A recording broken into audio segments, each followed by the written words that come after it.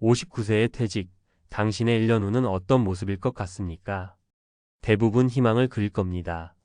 지긋지긋한 조직을 떠나 자유를 만끽하고 평생 모은 돈으로 조금은 여유롭게 제2의 인생을 시작하는 모습을 말이죠. 하지만 만약 그 희망이 단 1년 만에 처참한 절망으로 바뀐다면 어떨까요? 오늘 저는 대기업 부장으로 명예롭게 퇴직했지만 정확히 1년 뒤 아내 몰래 새벽 인력시장에 나가 일용직으로 내몰려야 했던 한 남자, 김성호 씨의 이야기를 들려드리려 합니다. 그의 이야기는 결코 특별한 사람의 불운이 아닙니다.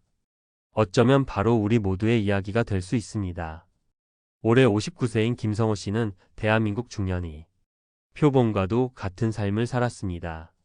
30년간 대기업에서 쉼없이 달려 부장 자리까지 올랐고 아들, 딸은 번듯하게 키워 막 독립시켰습니다.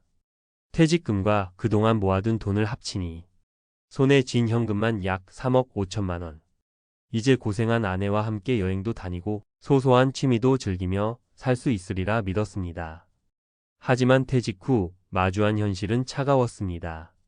이기훈 작가의 한 인터뷰 내용처럼 대기업 부장이라는 경력은 재취업 시장에서 오히려 족쇄가 되었습니다. 몇 군데 중소기업에 이력서를 내봤지만 돌아오는 답은 없거나 혹은 너무 낮은 처우였습니다. 어렵게 한 곳에 이사 직급으로 들어갔지만 30년간 몸에 밴 업무 방식과 새로운 조직 문화는 물과 기름 같았습니다. 결국 6개월을 채 버티지 못하고 스스로 문을 박차고 나왔습니다. 그때부터 불안이 스멀스멀 피어올랐습니다. 국민연금을 받으려면 아직 몇 년은 더 기다려야 했습니다. 소득은 완전히 끊겼는데 매달 나가는 생활비와 관리비, 보험료는 그대로였습니다. 통장 잔고가 하루가 다르게 줄어드는 것을 보며 김성호 씨는 밤잠을 설쳤습니다. 한 언론 보도에서 퇴직자들이 느끼는 감정을 절벽에서 떨어지는 심정이라고 표현했는데 그는 온몸으로 그 말을 실감하고 있었습니다. 바로 그때 조급함이 이성을 마비시켰습니다. 주변에서 들려오는 말들이 그의 귓가를 맴돌았습니다. 김 부장 경력으로 남 밑에서 일하긴 아깝지. 요즘은 본사에서 다 알아서 해주는 프랜차이즈가 제일 안정적이야. 결국 그는 위험한 착각에 빠졌습니다.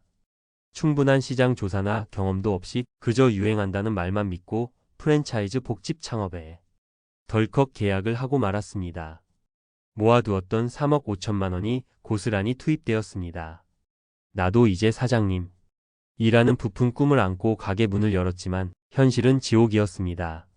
생각보다 훨씬 비싼 주방장 인건비, 매달 숨 막히게 다가오는 임대료, 그리고 텅 빈 테이블. 대기업 부장 김성호는 온데간데없고 주방장의 눈치를 보며 주방 보조 일을 하는 초라한 자신만 덩그러니 남았습니다. 자존심은 산산조각 났고 통장은 바닥을 드러냈습니다. 결국 10개월 만에 그는 수억 원의 돈과 약간의 빚만 남긴 채 가게 문을 닫아야 했습니다. 영상 제목 그대로의 현실. 그것이 김성호 씨의 퇴직 후 1년의 결과였습니다. 김성호 씨의 이야기가 너무나 현실적이어서 가슴이 답답해 오실 겁니다. 하지만 지금부터가 정말 중요합니다. 우리는 절망하기 위해 이 자리에 모인 것이 아니기 때문입니다. 그가 왜 실패했는지, 그가 빠졌던 구조적인 함정은 무엇인지 냉정하게 분석해야만 우리는 같은 실수를 반복하지 않을 수 있습니다. 첫 번째 함정은 경력의 저주입니다. 그의 30년 경력은 새로운 시작의 날개가 되어주지 못했습니다. 과거의 직함과 성공 경험에 갇혀 눈높이를 낮추지 못했고 결국 조급함이라는 감정에 잡아먹혔습니다. 두 번째는 소득 절벽이 부른 패착입니다. 퇴직 시점과 국민연금 수급 개시 사이의 소득 공백기, 이른바 소득 크레바스가 주는 공포는 생각보다 훨씬 큽니다. 이 불안감이 결국 묻지마 창업이라는 최악의 선택으로 그를 내몬 것입니다. 실제 관련 보고서에 따르면 50대 자영업자의 폐업이 급증하고 있는데 이는 결코 우연이 아닙니다. 여러분이라면 이 상황에서 어떤 선택을 하셨을 것 같나요? 김성호 씨의 실수가 과연 그 혼자만의 잘못일까요? 이제 김성호 씨와는 전혀 다른 1년을 보낸 한 분의 이야기를 해보겠습니다. 한 언론 보도에 소개된 사례를 바탕으로 재구성한 박진우 선생님의 이야기입니다. 그 역시 대기업에서 30년간 근무하고 퇴직했습니다.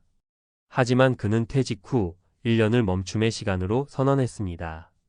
무언가를 벌기 위해 서두르는 대신 자신의 현재를 철저하게 점검하는 데 집중했습니다. 가장 먼저 자신의 모든 연금 계좌를 펼쳐놓고 분석했습니다. 퇴직금을 받은 IRP 계좌는 어떻게 운용할지, 국민연금은 언제부터 수령하는 것이 유리할지 꼼꼼히 따져봤습니다. 그리고 그는 과감히 연기연금 제도를 활용하기로 결정했습니다. 당장의 몇 푼보다 나중에 매년 7.2%씩 불어난 연금을 받는 것이 장기적으로 훨씬 이득이라는 계산이 섰기 때문입니다. 1년의 재정비 기간을 가진 후 그는 자신의 진짜 자산을 활용하기 시작했습니다. 바로 30년의 경험이었습니다. 그는 과거 경력을 살려 한 금융 컨설팅 회사의 비상임 자문역으로 일하기 시작했습니다. 월급은 예전의 반의 반 토막도 안 됐지만 스트레스 없이 자신의 전문성을 발휘하며 꾸준한 현금 흐름을 만들어냈습니다. 그는 퇴직금을 소진한 것이 아니라 기존 자산을 운용하고 자신의 경험을 현금화하는 데 성공한 것입니다. 두 사람의 운명을 가른 것은 무엇일까요? 바로 퇴직 후 1년이라는 골든타임을 어떻게 보냈느냐의 차이입니다. 이제 여러분이 절벽이 아닌 새로운 출발선에 설 수 있는 구체적인 대비책 3가지를 말씀드리겠습니다. 첫째, 퇴직 후 1년은 돈 벌 생각부터 버리십시오. 이 기간은 안식년이자 인생 재설계 기간입니다. 이 시간 동안 반드시 해야 할 일은 줄어든 소득에 맞춰 우리 집의 생활비 지출 구조를 완전히 뜯어 고치는 것입니다. 그리고 건강보험이 지역가입자로 전환될 때 얼마의 보험료가 나올지 미리 계산해보고 대비해야 합니다. 돈보다 중요한 것은 바로 심리적 안정과 가족과의 충분한 대화입니다. 둘째, 나의 진짜 자산 목록을 작성해 보십시오. 단순히 통장 잔고가 전부가 아닙니다.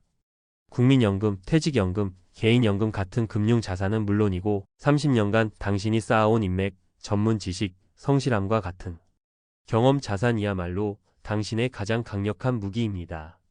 이 경험을 어떻게 현금으로 바꿀 수 있을지 고민해야 합니다. 큰 돈이 아니어도 좋습니다.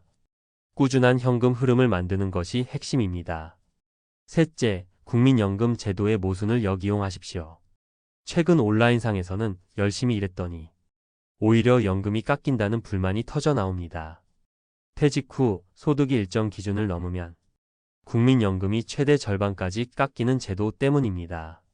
어설프게 돈을 벌다가 연금까지 깎이는 최악의 상황은 피해야 합니다. 만약 꾸준한 소득을 창출할 자신이 있다면 박진우 선생님처럼 과감히 연기연금을 신청해 미래 연금액을 불리는 것이 훨씬 현명한 전략일 수 있습니다. 59세의 퇴직은 인생의 끝이 아닙니다. 하지만 준비 없는 퇴직은 우리를 재정 절벽으로 밀어 넣을 수밖에 없습니다. 최근 통계에 따르면 60대 이상 취업자 수가 사상 처음으로 50대 취업자 수를 넘어섰다고 합니다. 이제 은퇴 없는 시대는 구호가 아닌 현실이 되었습니다. 김성호 씨의 1년은 조급함이 만든 비극이었습니다. 반면 박진우 선생님의 1년은 치밀한 계획이 만든 안정이었습니다. 이 영상을 보고 계신 당신의 퇴직 후 1년이 모든 것을 잃어버리는 시간이 아니라 당신의 남은 인생 전체를 다시 세우는 귀중한 골든타임이 되기를 진심으로 바랍니다.